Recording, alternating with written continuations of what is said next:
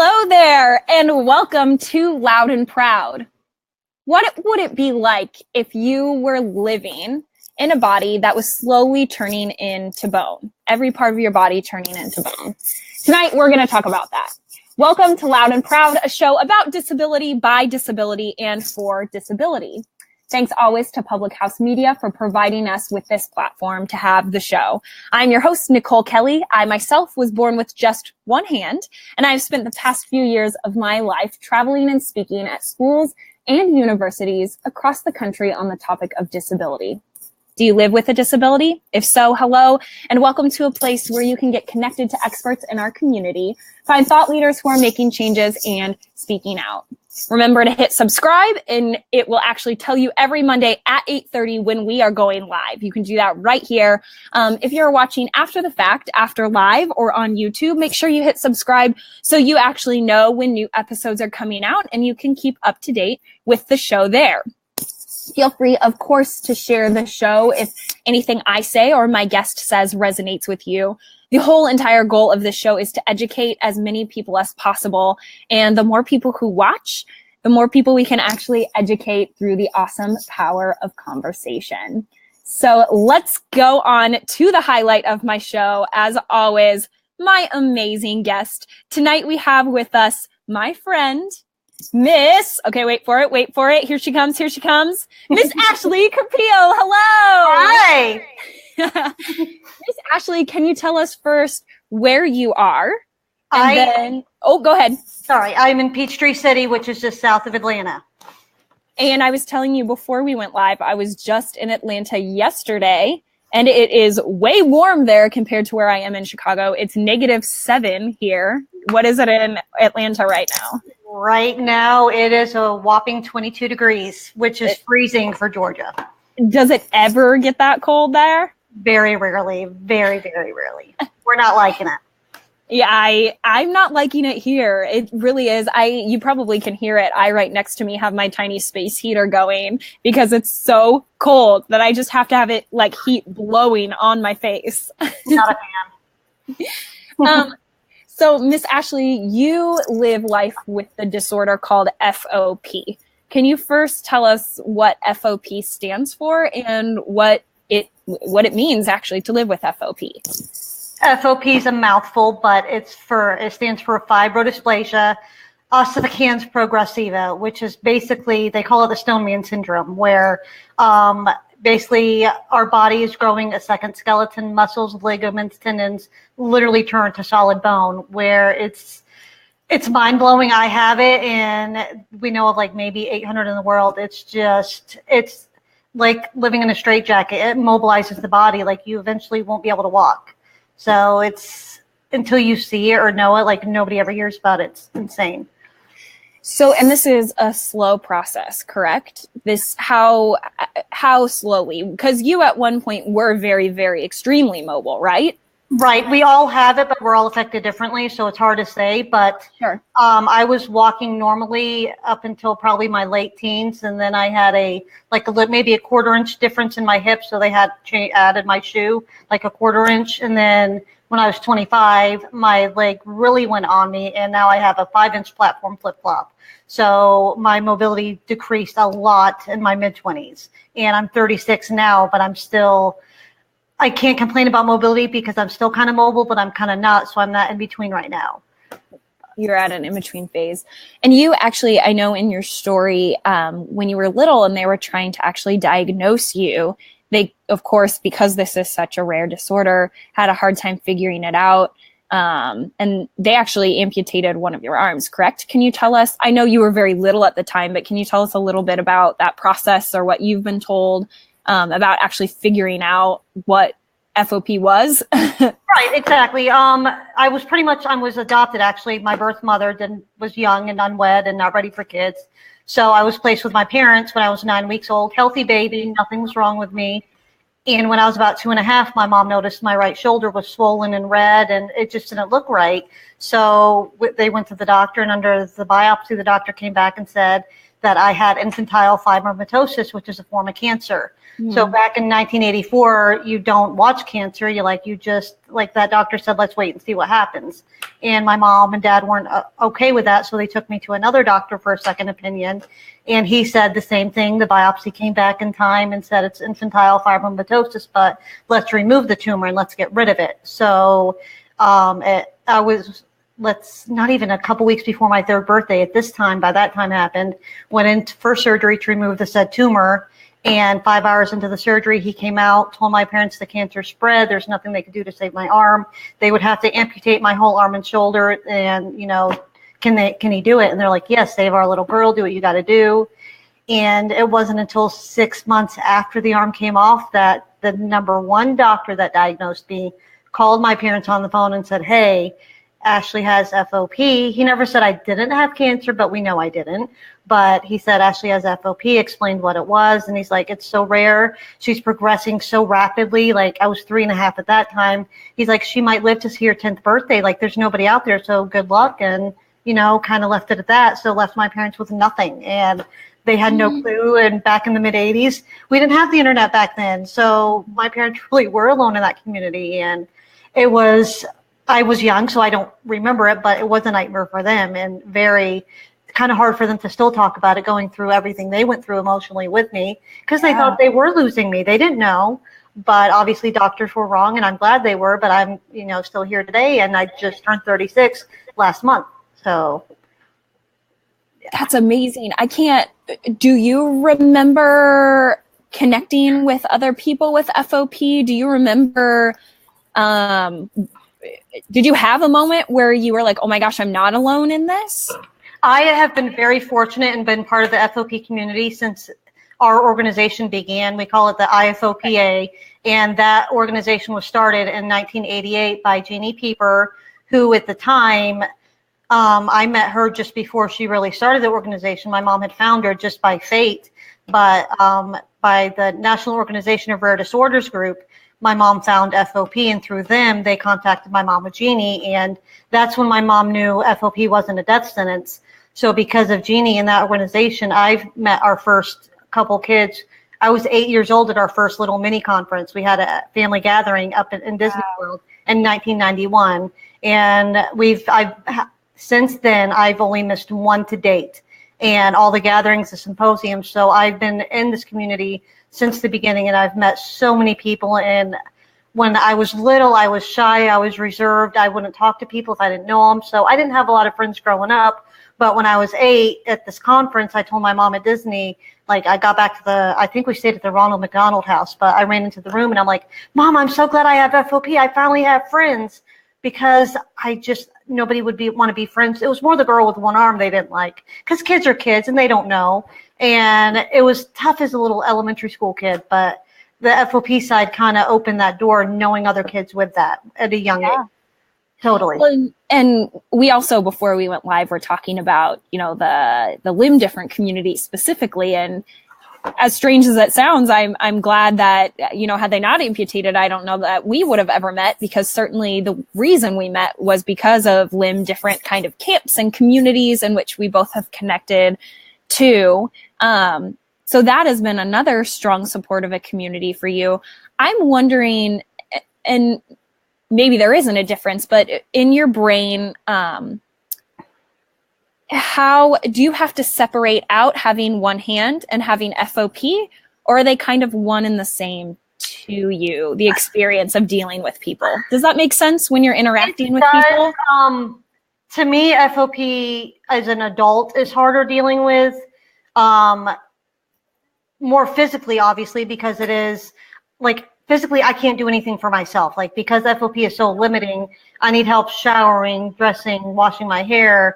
Like, pretty much I can brush my teeth, I can do my makeup, I can feed myself, but I'm in a wheelchair, so I have to be pushed. Like, FOP is limiting that way, where having one arm it's because I grew up with the one arm. I had a prosthetic briefly a few years ago just because I wanted to try it.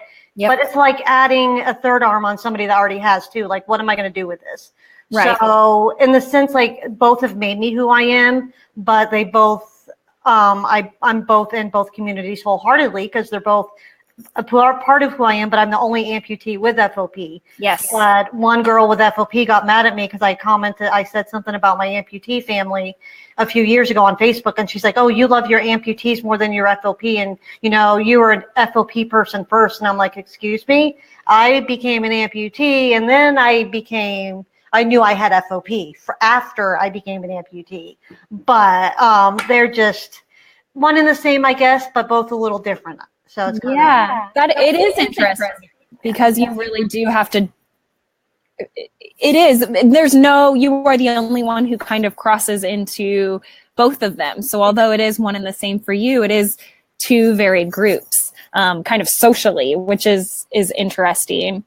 So tell us, are there any cures for FOP? Have you gone through any drug trials? Are there any drug trials in the future? We talked about this, of course, before, so I'm setting her up for. Basically, I mean, growing up, honestly, I never had hope because we were so rare. Like growing up, there was very few people. Like now, today, 2018, there's less than 800 in the world. Like I never imagined anything like a cure would even be in my future. But in 2006, our doctors, through almost 20 years of research, they found that FOP gene in 2006. So because of that, fast forward to 2015, FOP drug trials started, and I was one of the first to start on that drug trial in 2015. And since then, I got off that drug, and now 2018, I'm going to be the first person with FOP to start this new drug trial that is going to be a part of. There's only so much I can say about it because it is a trial and liability and stuff like that. But there is I tell parents now that I never had hope. Like they have little kids with FOP and they're brokenhearted, but I'm like, there's hope for your kids. They're not going to have to go through what we went through. And it's painful. People with FOP, because of that bone growth, it is painful and it's not fun. And I'm crying in pain. I'm like, just give me the stupid mobility loss and take the pain away. But I'm telling these parents, they're not going to have to go through what we went through, because there is hope now. And I sat and I cried going through this. I cannot believe we're sitting here today and this is going to be happening. And the cure is just years away, where I thought it would be lifetimes away. And I thought I'd be long gone before that happened. Yeah. So it's amazing to be a part of this history. And once a cure for FOP happens, it's going to help osteoporosis, brittle bone. It's going to be a domino effect for so many hundreds of other and millions of people with other issues. So it's mind-blowing how this is going to affect everybody in the world. And you get to be the first trying this new drug trial. Yes, exactly. And it's so amazing. It's really awesome to be part of it. That's amazing. Yeah. It gives me the chills. What is which gene is it? Do you the ACVR1. That's right. The name of it. But great. It's one gene that is literally turned around the wrong way in the body, and that's what causes FOP. But one thing, obviously I can't show you because the camera's way up here, but I call it FOP toes. So each toe on the foot, the big toe, is missing its first knuckle, and our toes are shorter. So if people know the FOP toe, I forget the statistics, but so many people get misdiagnosed with FOP because it's so rare. But we're the only condition with what we call the FOP toes. So it's just this one nut where we don't have two knuckles in that toe. We're missing that first knuckle. So it's the FOP toe. We have FOP, and all of us have it, and we're the only condition, which is kind of like the telltale sign. So how fascinating. Yeah. That's so interesting. So you now, at the age of 36, what parts of your body are statued? Right now, my shoulder, I can reach my chin, but let's see if I can stand up, my arm, I can only go up and down. Yeah. It's stuck fused at my side. You can't, so you cannot move it side to side. I go up, yeah. And when I turn, that's very little neck movement. Up and down, I can't even do it all. And from my neck to my hip, I'm literally fused. So if I turn, I literally have to turn my whole body, and my leg, it's hard to show on the video, but I call my bad leg is in the semi-sitting position. So when I stand up, it's probably a good foot off the floor. So I have a 5-inch flip-flop that keeps me standing up, and kind of my transfer shoe. So like I can at least kind of hobble or walk to where I need to get to. But that leg is literally stuck in the semi-sitting position. So, but I can still get in and out. I can sit down. I can travel, get in planes. Some people are stuck standing up or laying down 24/7. Like they travel in ambulances to go to the like the mall and stuff because they're in hospital beds. They can't sit up. They're stuck laying down. Where this disease is, it can be pretty devastating. So it's So tell people who may be listening, what is, if they are so moved, like where can they find more information about FOP? Where could they give to research for FOP? What are kind of the resources that people can find if they wanted to find? The website for FOP, all your information, whether you want to donate, research, find more about FOP, is our organization's website is ifopa.org. It's the International FOP Association, but ifopa.org, and everything they can find out about FOP is there. If they wanted, like, even look up me, you can go on YouTube and see. I've been on so many different TV shows over the years. Ashley's famous. Yeah, they sent me to Russia to meet a girl with FOP 4 years ago. But they can just YouTube my name and see stuff I've been on, just to kind of see. And it shows like some pictures too about other FOPers and whatnot. But it's a very insane, mind-blowing. Like I say, I live with it, and it still blows my mind every day. Like it's fascinating. So. Well, and Ash, we can put, after the show isn't live anymore, we can go on YouTube. We can find some of those clips, and we can post them in the comments below, so people will be able to actually like click through and watch and see.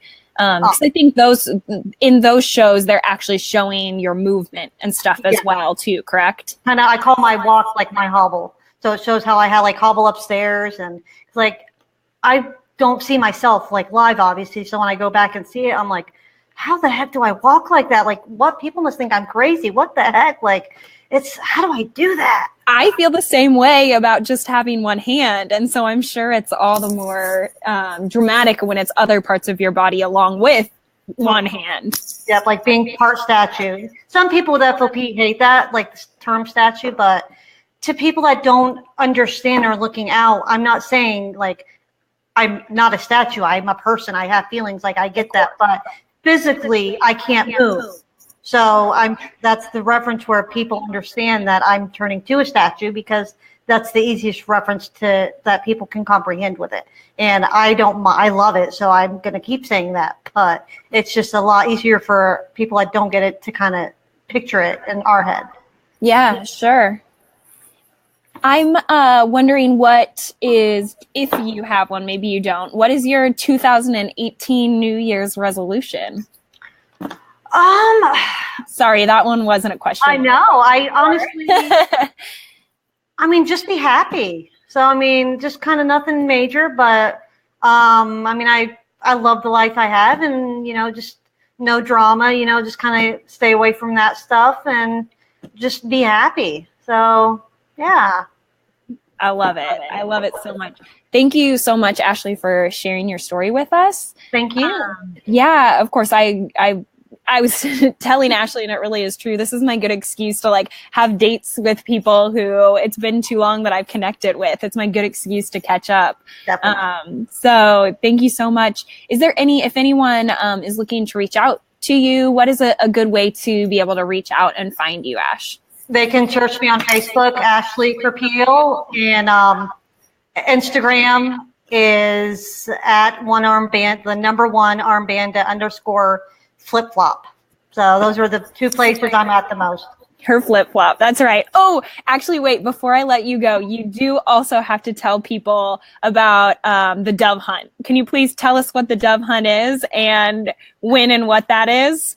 I go to, this year, actually 2018 will be my 10th year, but the original name of it was the one-armed dove hunt, but it's in this little itty-bitty town, Olney, Texas, and it started back in 1972 as a joke by two one-armed jacks, and it's been going on every year since then. So it literally is a place where one-armed people go and shoot doves, and when I first heard about it, I'm like, I don't hunt. I'm not a dude. Why do I want to go? And they're like, it's more than a hunt. You know, it's a family reunion. It's amazing. The people are awesome. The food is great. The city comes together. And I went for my first time in 2009, and I've been going back every year. And it's just, the people are so great. The friends that you meet there and the family and it's one of my favorite events I go. Like, that's one I almost missed last year, and I'm so glad I didn't. So that you got, because they have them, and we got to get you out there because you would love it. So, I have been saying me for too. Jean, the year I was Miss Iowa, one of the very first events I did was I went to ICANN in Baltimore, and Jean picked me up. And one of the very first things he told me about was the one-armed dove hunt. And ever since then, for 4 years now, I keep saying I need to try to get out there. So Jean's the only one that's been to every single dove hunt. Of course he has. We love you, Jean. Right? So we're going to get you out there, Nikki. And Becca. You and Becca. We've been called. We've been called. Yes, we need more women. Come on. Yes. I think it sounds hilarious, and so I would love to be a part of it.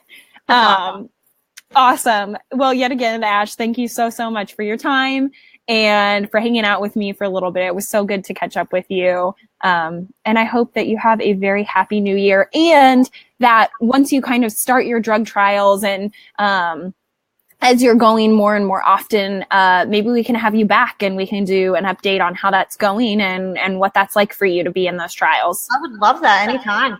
Awesome. Thank you so much. Thank you. All right. Goodbye, everybody.